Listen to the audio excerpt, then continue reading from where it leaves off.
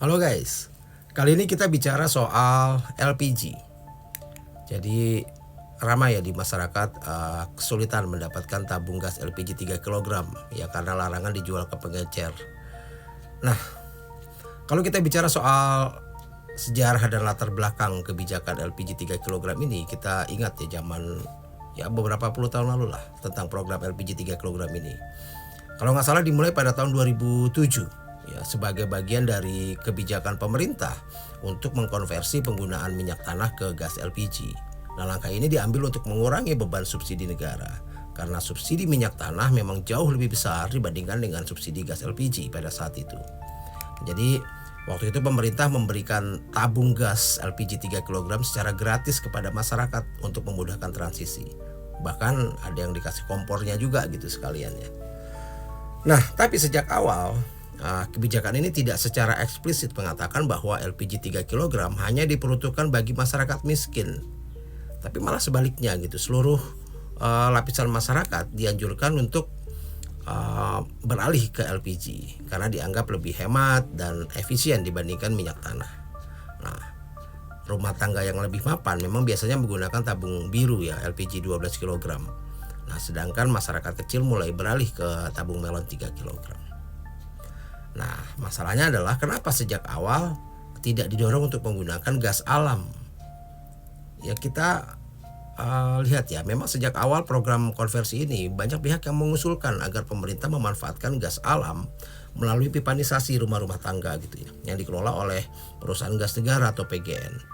Nah, gas alam memiliki beberapa keunggulan dibandingkan LPG ya, seperti lebih aman karena gas alam memiliki berat jenis lebih ringan dari udara sehingga jika terjadi kebocoran gas alam akan mudah menguap ya, dan tidak berkumpul di bawah, jadi jauh lebih aman.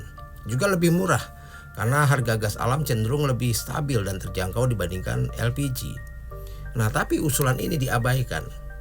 Ya diduga karena adanya kepentingan bisnis ya dari pemilik usaha tabung LPG dan EPBG ya, Satuan Pengisian Bulk LPG ini.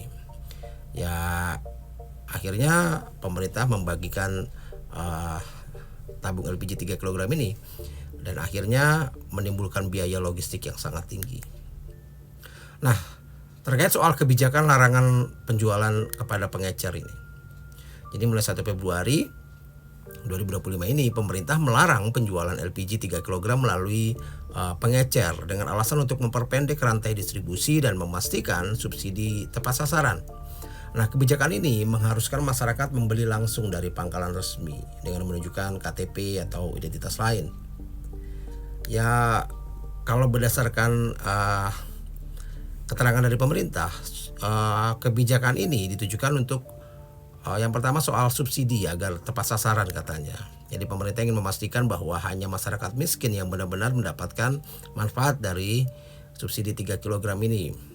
Lalu mengurangi penyalahgunaan penjualan ya. Nah, karena penjualan melalui pengecer seringkali menyebabkan harga melambung jauh dari harga harga eceran tertinggi atau HET. Sehingga masyarakat harus membayar lebih mahal. Nah, tapi kalau kita lihat justru kebijakan ini banyak menimbulkan berbagai masalah baru seperti kesulitan akses di daerah pedesaan. Masyarakat pedesaan yang tinggal jauh dari pangkalan resmi harus menempuh jarak yang lebih jauh untuk membeli gas LPG ini. Dan ini kan tentunya menambah biaya transportasi dan waktu yang diperlukan untuk mendapatkan gas ini. Lalu soal usaha kecil, justru malah mereka akan semakin terbebani. Banyak usaha kecil seperti pedagang gorengan, tukang bakso, warung nasi dan lainnya ini sangat bergantung pada LPG 3 kg sebagai bahan bakar utama. Dengan pembatasan akses ini, mereka akan semakin kesulitan untuk menjalankan usaha mereka karena harus mengeluarkan biaya transport lebih ya untuk menghadapi kelangkaan pasokan ini. Belum lagi kalau kita lihat misalnya harus menggunakan gas non subsidi ya. Nah, harga gas non subsidi ini semakin gila, semakin mahal. Ya memang bagi rumah tangga menengah ke atas gitu ya, yang tidak berhak mendapatkan subsidi harus menggunakan tabung 12 kg. Harga LPG-nya ini meningkat terus gitu. Pada akhir tahun lalu harganya kalau nggak salah yang tabung 12 kg ini masih di bawah 200.000, tapi sekarang harganya sudah 225.000, bahkan mungkin lebih kalau nggak salah gitu. Dan akhirnya banyak juga dari kalangan menengah ini yang beralih menggunakan tabung melon 3 kg meskipun dilakukan secara diam-diam ya, secara ilegal ya, karena harganya begitu jauh. Nah, belum lagi kalau kita bicara soal masalah keamanan dan efisiensi energi. Nah, LPG ini memiliki kelemahan mendasar dalam hal keamanan dibandingkan gas alam. Jadi berat jenis dari gas LPG ini lebih besar dari udara gitu, sehingga jika terjadi kebocoran, LPG akan berkumpul di bagian bawah ruangan ini, lalu karena berat jenisnya lebih besar daripada oksigen, maka akan lebih mudah terjadi kebakaran dan sebagainya. Nah, hal ini meningkatkan risiko akan ledakan dan percikan-percikan api. Nah, belum lagi soal ketergantungan impor. Sebagian besar pasokan LPG di Indonesia berasal dari impor, sehingga harganya sangat rentan terhadap fluktuasi nilai tukar rupiah dan harga pasar internasional. Nah, ini berbeda dengan gas alam yang tersedia melimpah di dalam negeri kita. Jadi kalau kita perhatikan ya, kebijakan ini sangat tidak memberdayakan infrastruktur gas alam kita. Indonesia ini memiliki potensi besar untuk memanfaatkan gas alam domestik melalui jaringan pipanisasi rumah tangga yang dikelola oleh PGN tadi. Tapi kebijakan pemerintah justru harus mendorong penggunaan tabung LPG yang bergantung pada impor. Dan sudah jelas ini alih-alih membantu masyarakat miskin gitu, kebijakan ini justru menyulitkan mereka dalam mendapatkan bahan bakar yang murah untuk kebutuhan sehari-hari atau untuk membiayai usaha kecil mereka. Nah, jadi banyak pihak yang menduga bahwa kebijakan ini tidak sepenuhnya dibuat untuk kepentingan rakyat, melainkan demi menjaga keberlangsungan bisnis distribusi tabung LPG oleh perusahaan-perusahaan tertentu lah.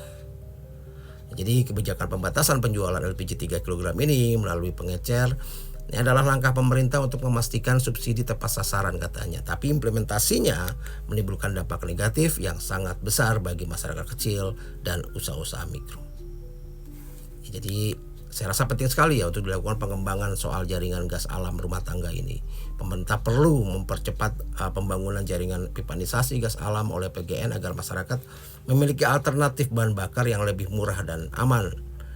Lalu juga melakukan pengawasan yang lebih ketat terhadap distribusi subsidi ini. Jadi bukannya melarang pengecer, pemerintah dapat meningkatkan pengawasan harusnya terhadap distributor dari gas yang bersubsidi ini agar tidak disalahgunakan oleh pihak-pihak tertentu.